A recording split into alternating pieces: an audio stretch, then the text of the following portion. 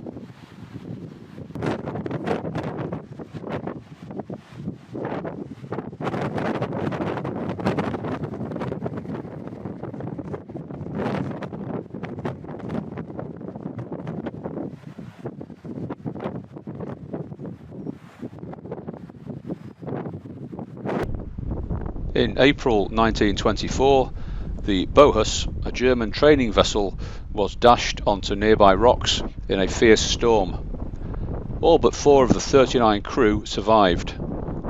The timber figurehead of the vessel was washed up later that year and was erected as a memorial to those lost at sea. This is a replica of the original, which eventually succumbed to Shetland's winter weather.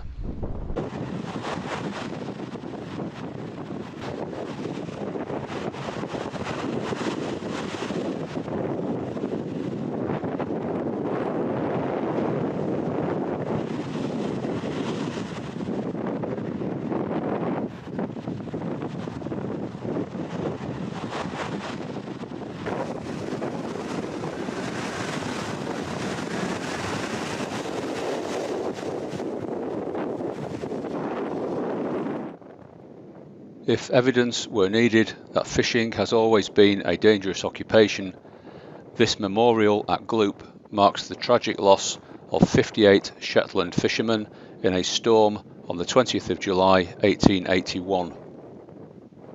The sculpture represents 85 fatherless children and the 34 women of Gloup who were widowed as a result of the disaster.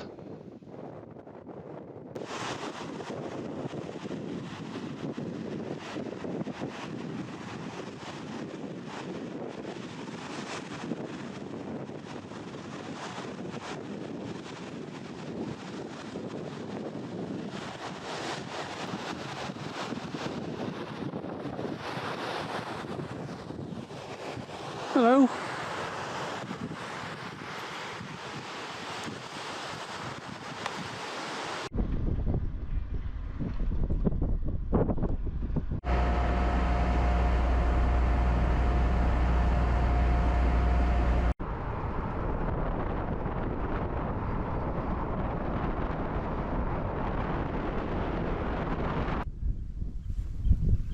We've just pulled off to the side of the road to take a look at this this Viking longhouse. Just have a wee look.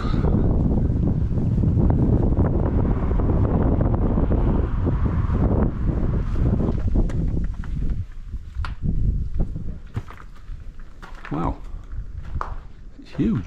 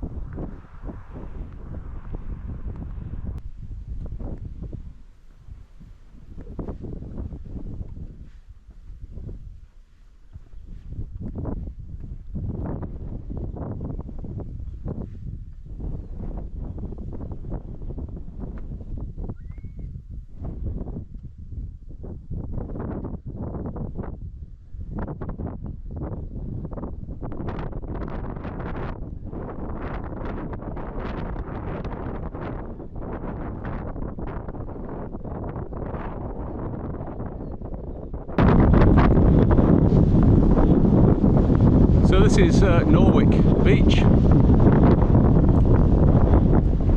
and out there on that headland, I don't know if you actually make it out, is the launch pad at SaxaVord. Yeah, although it's fairly sheltered down here, the problem is my new tent needs pegging, and I don't have my snow stakes with me. What we're actually looking for is a sort of flat grassy area, really, ideally on the Macca at the back of the dunes, but there isn't any here, so we're going to pop back to the car and nip over the headland there to Skaw and see if we can find a spot there.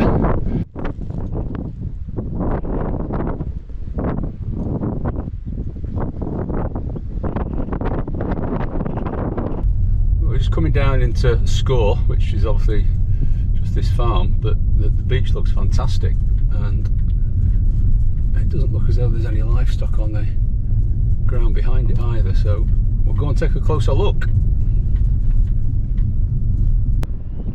What a beautiful beach, look at this, fantastic.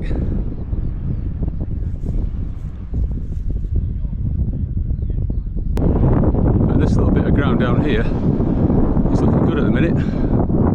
Relatively sheltered. Well, it's just gone 4 o'clock, so it's way too early to go and start pitching a tent somewhere. So we've come up to Hermaness, which we were going to do tomorrow.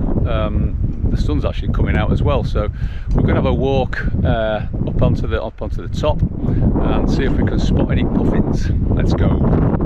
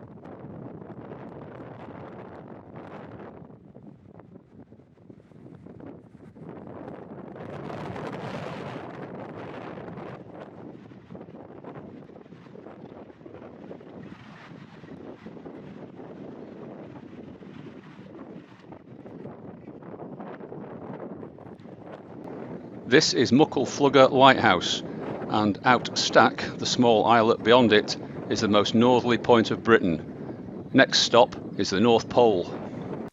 Well, hope you enjoyed that wee look around the Hermaness National Nature Reserve. It's quite impressive. We had intended just to do an out and return from the wee hut, but we got chatting to a guy on the route who suggested we did the whole 11 kilometres because there's more to see. The sea views are excellent, and I think you'll agree they are absolutely amazing. So that's what we did. It's now gone 8 o'clock. We've come back down to Skaw, to the beach we were at earlier, but the wind has actually come round even further now, and it's blowing probably 25-30 mile an hour right across the beach. So we're going to go for plan B. We're going to head back up to Baltasound and see if we can get a spot next to the boating club. I think there's a wee field there that we're allowed to use. We'll drive along there and see how we get on. I forgot to switch on the microphone here, but I'm explaining that I pitched the tent on the camping field at the boating club in Baltasound. Although the grass needed cutting, we had a good flat pitch, and it was more sheltered than the beach at Skaw, and was only £10 for the night. Right, so what else do you get for your 10 quid? You get a shower room, a toilet, another one there, laundry room for you to dry your clothes, a tumble dryer, kitchen, fridge, microwave, kettle, toaster, and there's snacks and drinks available if you wish, and just leave the money in the honesty box.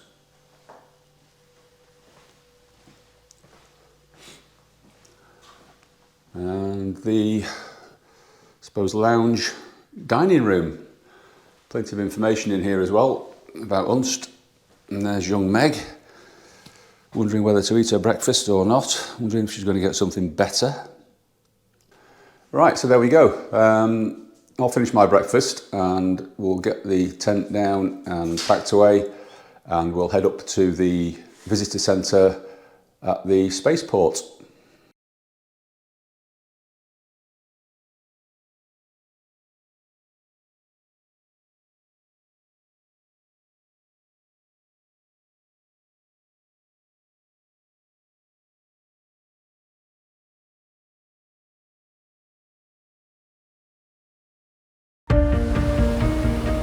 Britain's most northerly island, the furthest you can get in the UK, and soon the furthest into space too. And this is the end of Great Britain, just remember that. SaxaVord Spaceport, the UK's first vertical launch site, aiming to place satellites in low Earth orbit from British soil for the first time in history.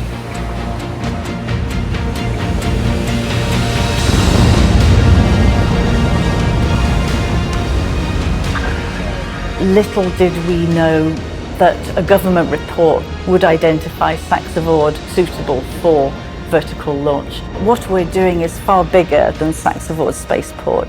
It's huge, huge for the UK. From that moment to now has been 8 years. It's no longer just an idea. A remote island with a global reach. Much of the materials and manpower are local, but SaxaVord's clients now come from around the world. And it's Germany's rocket factory Augsburg that has taken the lead. Close to water, the spaceport is safe. Close to the Arctic, the route is direct. Satellites will go 500 kilometers up to low Earth orbit. To get there, rockets must be tested in the real world. Things will go wrong. After all, it is rocket science. I was a fast jet pilot for the Royal Air Force. This has been harder. Space may be up there, but its effects are all around us. GPS, banking systems, supermarkets, TV and communications, shipping and aviation too. Satellites record our changing climate. They show the damage done and will play a part in protecting it too. Without spaceports, we can't access space. With SaxaVord, the UK can get there fast. It will keep the services that rely on space safer, and so all of us too. Space is the great enabler. Shetland is the gateway. SaxaVord, the place for space.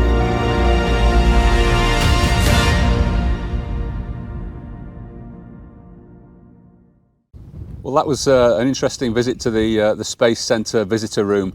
Absolutely fascinating, and I've got this wee bottle of gin to commemorate it. We'll be having a taste of that when we get home. Okay, so I've managed to get booked on the 11 o'clock ferry back over to Yell. So we're going to drive down there now, hop on the ferry and make our way back to the mainland, back to our accommodation in Hermaness. So I hope you've enjoyed this wee tour up through the North Isles of Shetland. It's been absolutely fantastic to see all those seabirds, particularly. Absolutely brilliant. If you've enjoyed it, please consider subscribing, give it a like, and we'll see you on the next adventure.